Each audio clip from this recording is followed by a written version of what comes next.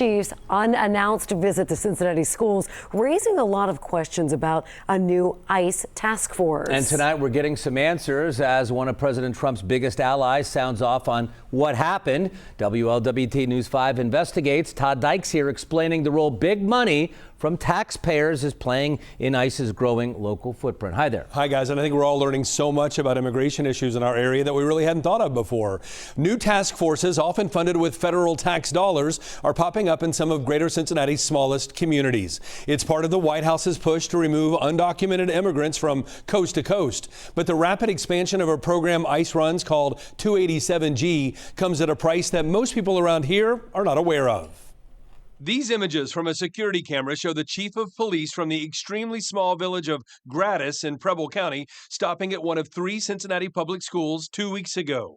Tanina Lamana told staff members she and a colleague were there to do wellness checks on behalf of U.S. Immigration and Customs Enforcement, or ICE. After CPS workers turned the duo away, we started investigating the role a federal program that's mushrooming nationwide may have played in the officers' decision to leave Preble County, drive an hour south through Butler County before arriving in the Queen City. It's a great program trying to make sure that kids are not being abused that came over here unaccompanied.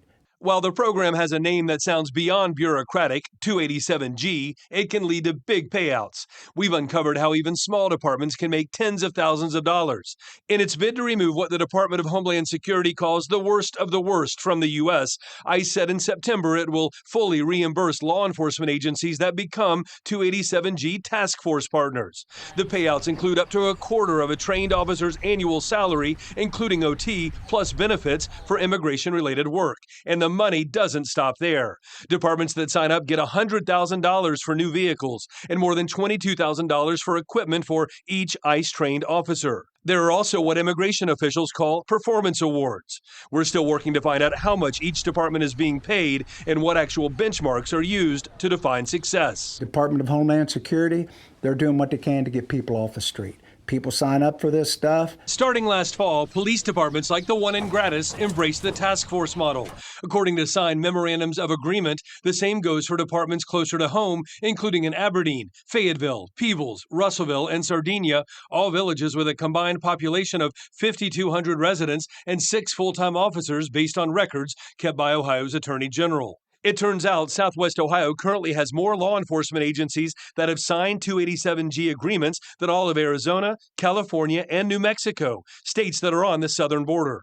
Butler County Sheriff Richard Jones, a vocal critic of illegal immigration, questions why so many small departments are getting immigration enforcement training. When you're sitting way up here on top of the hill, sometimes you don't know what's going on down below, okay? I do, and when you're way up on high, like in D.C., these guys and women are under extreme pressure to get people. Jones, who signed up as a task force partner before ICE's announcement, is not opposed to cash incentives. I don't do this for free. But he'd like to see sheriff's offices sign up instead of police departments in villages where just a few hundred people live. Small police departments have limited resources. And when you have limited resources, you have limited training, and then you have people with limited experience. Then they go into these big cities to where there's a heavy minority population, and you come from a location where there's no minority population. And then it creates chaos, fear, and it's stupid. You shouldn't do it. While the local departments I mentioned have signed agreements with ICE, I'm still working to find out who's actively engaging with the agency. Fayetteville, for example, is in the process of reactivating its police force after a chief resigned, so no ICE training is happening there at this point. But boy, peeling back the onion, guys, there's a lot to uncover here. No doubt about it. So I just was checking my Google Maps. Gratus is 47 miles from where we stand, about an hour and 15-minute drive. That's a long way to come, all the way to here to Cincinnati. Is that what the feds were expecting? I think questions about jurisdiction are really what prompted me to start going down this rabbit hole. ICE says the scope of what trained local officers can do is spelled out in the agreements police departments sign. Well, I asked then an ICE spokesperson if local task force members have to stay in their own jurisdiction, which is what the agreements that I've reviewed indicate is the case. ICE responded by saying it varies by jurisdiction, deferring to each individual law enforcement agency.